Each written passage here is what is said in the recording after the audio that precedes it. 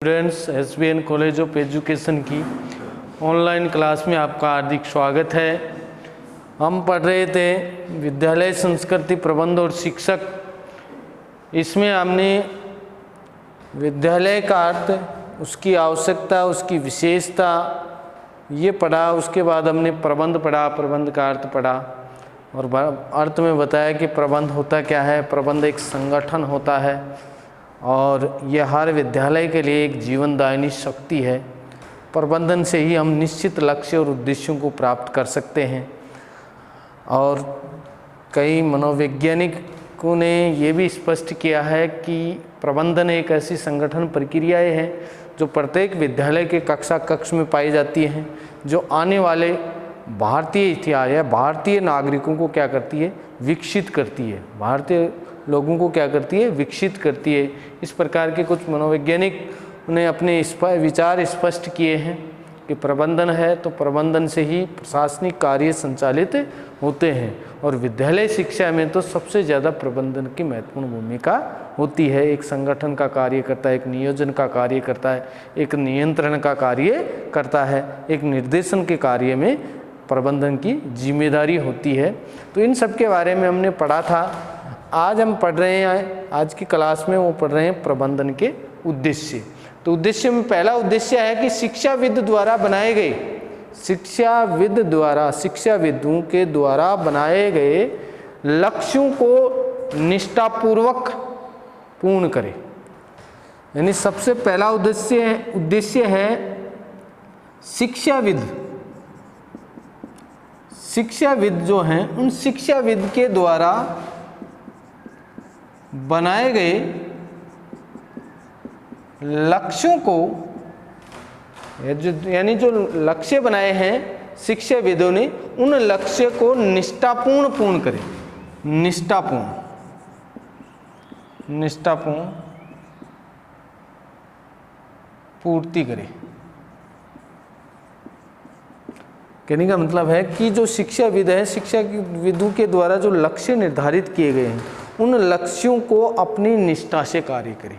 यानी प्रबंधन क्या कहता है कि जो शिक्षाविद हैं, जिन शिक्षाविदों को जो कार्य दिया जाता है वो कार्य क्या करे, निष्ठापूर्वक करे। उसमें किसी भी प्रकार का कोई वेद्य या किसी प्रकार की कोई कृति ना हो। ठीक है, आपस में किसी प्रकार की कोई राजनीति ना हो, कोई बुराइयां ना हो। ठीक है, अपने कर्तव्य और निष्ठापूर्वक उस कार्य को संचालित करे तो ही प्रबंध का उद्देश्य क्या होगा, पूर्ण होगा। दूसरी बात उन्होंने बताई, मिलजुल कर रहने की कला सिखाता है। प्रबंधन क्या करता है, मिलजुल कर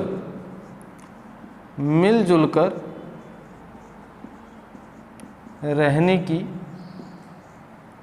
कला सिखाता है। मिलजुल कर रहने की कला सिखाता है।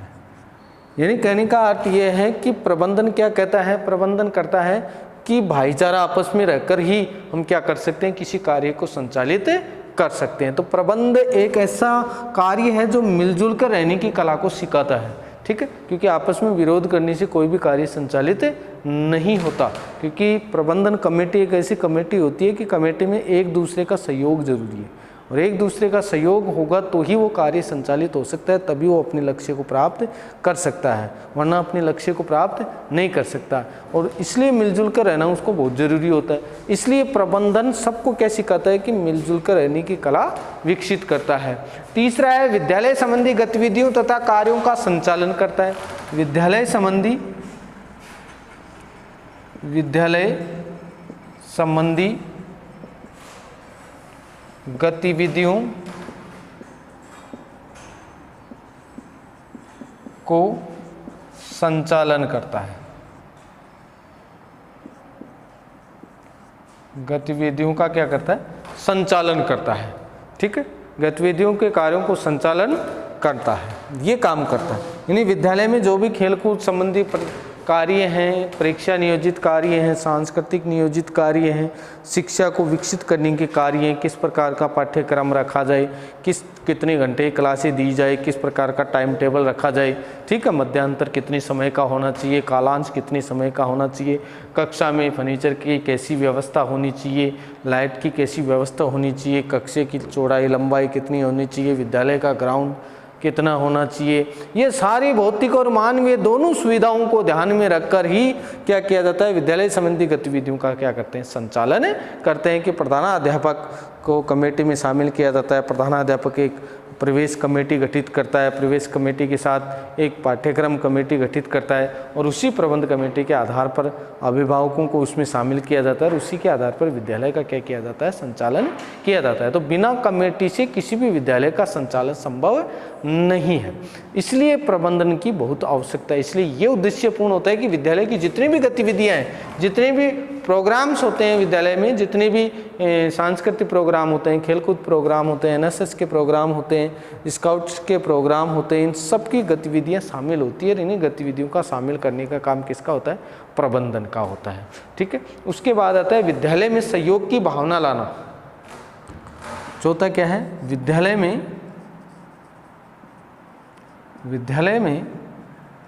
सहयोग की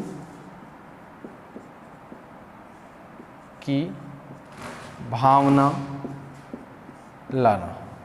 यानी विद्यालय में किसकी भावना आए, आपस में सहयोग की भावना हो, सबके अंदर सहयोग की भावना जागृत हो तथा जटिल कार्यों की सुलभता हो, तथा जटिल कार्यों की सुलभता। यानी प्रबंधन कमेटी क्या करती है, मैनेजमेंट क्या करता है, मैनेजमेंट करता है विद्यालय में सहयोग की भावना पैदा करता है। आपस में एक दूसरे का सहयोग होता है, उसमें जाति धर्म या किसी भी वर्ग विशेष की कोई वर्ग विशेष का कोई प्रभाव नहीं होता है। उसमें सभी बच्चे समान होते हैं, सभी प्रबंधक जो भी कर्मचारी वर्ग होते हैं वो समान स्थिति में होते हैं, तो उसमें आपस में सहयोग की भावना होती है। इसलिए जटिल कार्यों में भी क्या हो जाती है, सुलभता आ जाती है। यानी जो जटिल समस्याएं होती हैं उन समस्याओं का भी धीरे धीरे क्या किया जाता है, निर्धारण होता है। तो ये प्रबंधन का मुख्य उद्देश्य होता है, क्योंकि जो समस्याएं होती हैं, जो जटिल समस्याएं होते हैं विद्यालय में प्रबंध से संबंधित, उन विद्यालय में जो समस्याएं होती हैं वो प्रबंध यानी एक संगठन से मिलकर इन समस्याओं को कार्य को क्या करता है, कार्य को संचालित करते हैं। इसलिए ये उद्देश्य विद्यालय के लिए जरूरी है। यानी ये प्रबंध का ही कार्य है कि विद्यालय में जो जटिल समस्याएं हैं उन जटिल समस्याओं को प्रबंधन के द्वारा एक संगठन, एक ग्रुप के द्वारा ही संचालित किया जा सकता है। नंबर 5 है शिक्षा संबंधी प्रयोग व अनुसंधान करना। शिक्षा संबंधी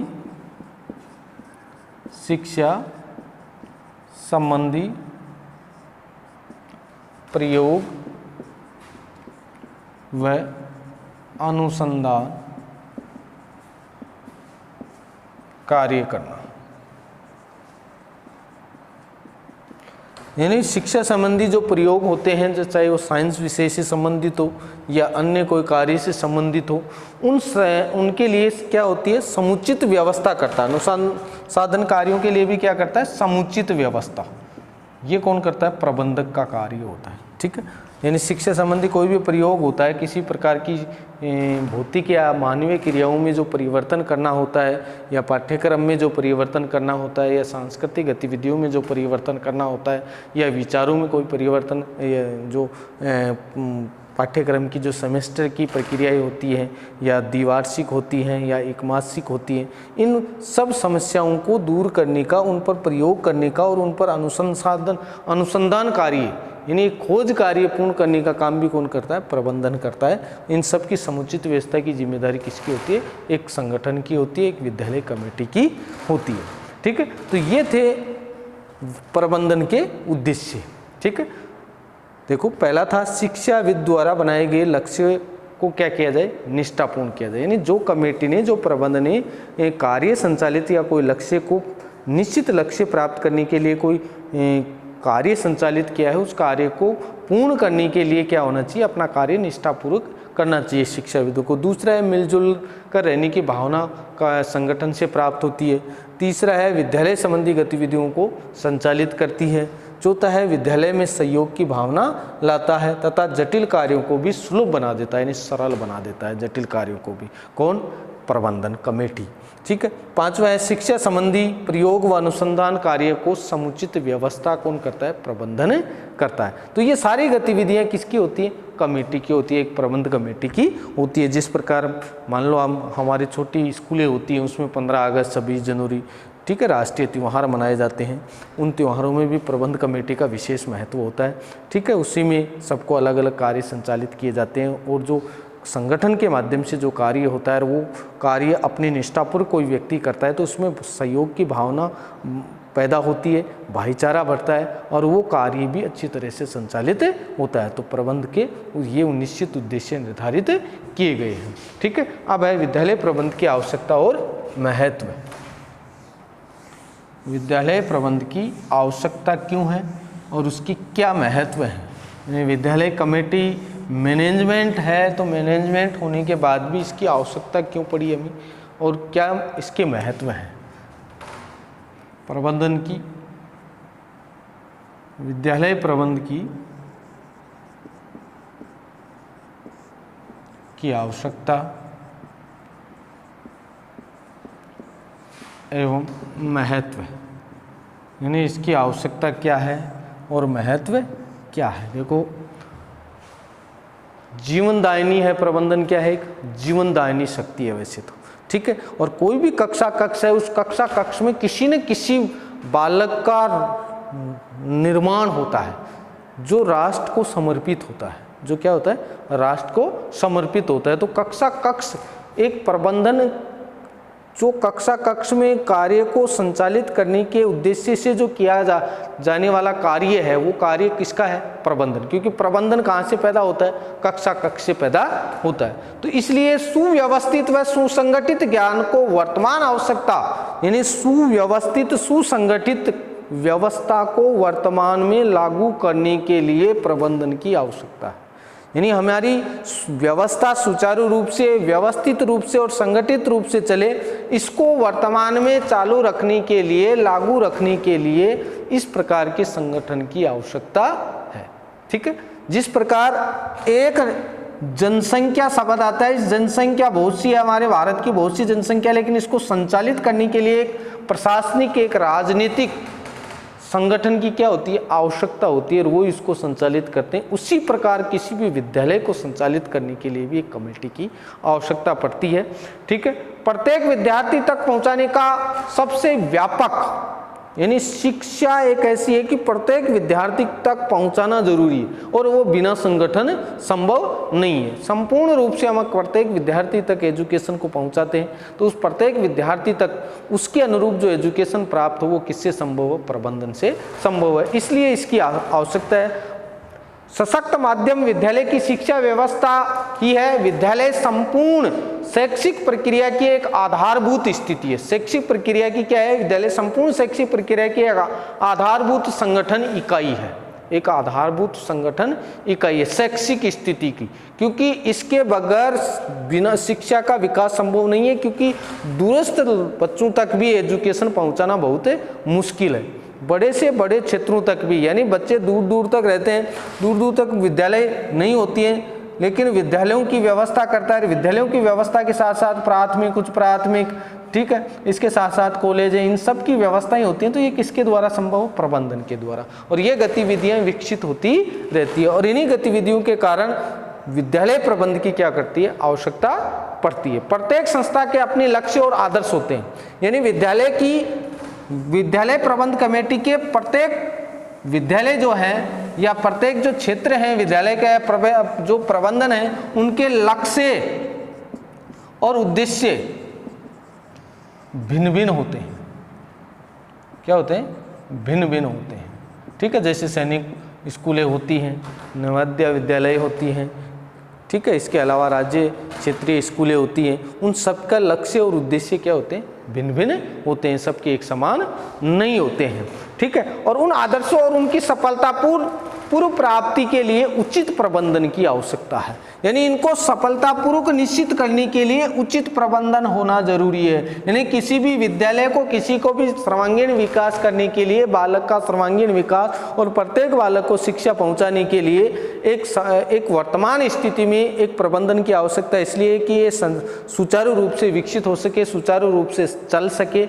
इसलिए इसके उचित व्यवस्था के लिए किसकी आवश्यकता है? प्रबंध की आवश्यकता है, क्योंकि सबका लक्ष्य, सबका उद्देश्य भिन्न भिन्न होता है, लेकिन उनको सफल बनाने के लिए किसकी आवश्यकता पड़ती है? प्रबंध की आवश्यकता पड़ती है। इसलिए संगठन का एक ग्रुप का होना जरूरी है। बिना ग्रुप से हम प्रत्येक लोगों तक एजुकेशन नहीं पहुंचा सकते, सिस्टम नहीं बैठा सकते। इसलिए इस सिस्टम को सुचारू रूप से चलाने के लिए प्रबंध की आवश्यकता होती है।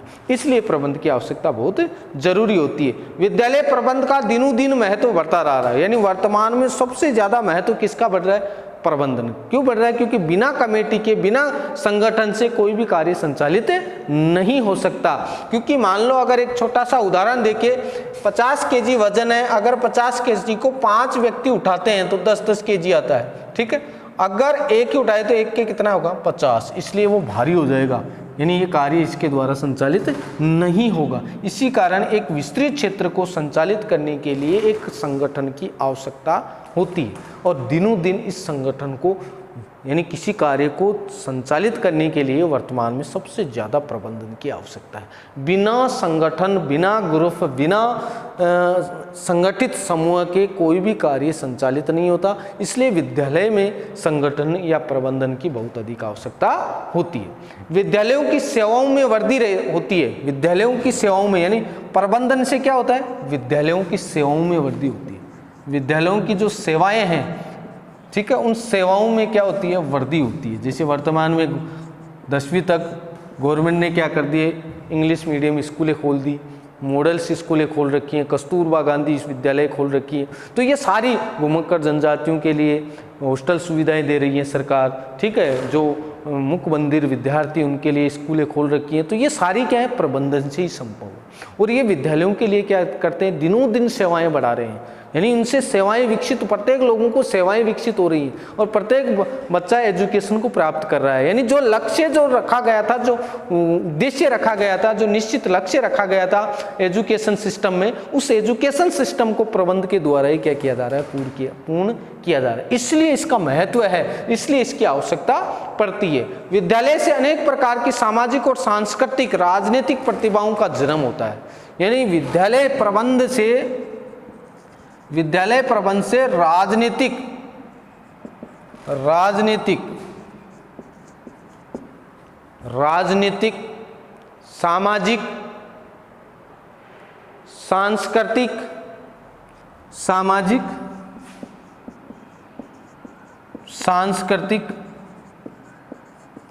प्रतिभाओं का जन्म होता है, यहीं से जन्म होता है प्रतिभाओं का, ठीक। यानी विद्यालय से अनेक प्रकार की सामाजिक सांस्कृतिक, राजनीतिक प्रतिभाओं का क्या होता है? जन्म होता है। यानी राजनेता भी विद्यालय पैदा करता है, सोशल व्यक्ति भी विद्यालय पैदा करता है, सांस्कृतिक परिवेश में भी विद्यालय का अहम भूमिका होती है। तो इन सबको विकसित करने का काम कौन करता है? विद्यालय करता है। तो इसलिए इसकी आवश्यकता है, इसलिए इसका महत्व है कि विद्यालय राजनेता पैदा करता है, विद्यालय सामाजिक कार्यों को विकसित करता है, विद्यालय सांस्कृतिक परिवेश को परिवर्तन करता है। तो इन सब में प्रतिभाओं को जन्म देने वाला कार्य कौन करता है? विद्यालय करता है। इसलिए विद्यालय की आवश्यकता बहुत जरूरी है। सभी विद्यालय प्रबंध का ही परिणाम, ये सारे जो कार्य हैं ये किसका परिणाम है? ये सारे जो जिनको एजुकेशन दिया जा रहा है, जिनमें सुधार होता जा रहा है, गुणात्मक एजुकेशन प्राप्त हो रहा है, वो सारा परिणाम किसका है? विद्यालय प्रबंध का। अगर विद्यालय प्रबंध नहीं होता तो एजुकेशन सिस्टम सही नहीं होता। इसलिए विद्यालय प्रबंध का परिणाम क्या है? विद्यालय प्रबंध का परिणाम है कि विद्यालय राजनीतिक, सामाजिक और सांस्कृतिक प्रतिभाओं को जन्म देता है। इसके साथ साथ विद्यालयों में कई सेवाओं की वृद्धि करता है। ठीक है, राष्ट्र को एक सभ्य पुरुष, एक सभ्य नागरिक पैदा करके देता है। तो ये सब परिणाम किसका है? विद्यालय प्रबंध का ही परिणाम है।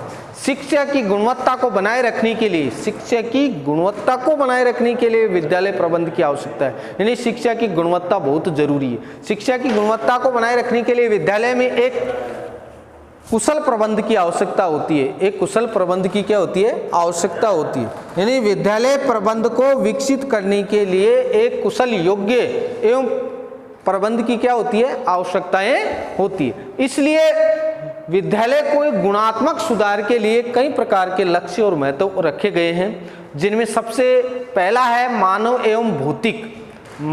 एवं भौतिक संसाधनों का क्या हो रहा है? विकास। मानव एवं भौतिक संसाधनों का विकास।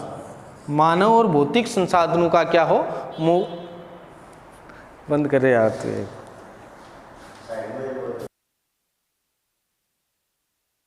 तो विद्यालय कमेटी अपने लक्ष्य और उद्देश्यों को भिन्न रखती है। इसके साथ राजनीतिक, सामाजिक, सांस्कृतिक प्रतिभाओं को जन्म देती है।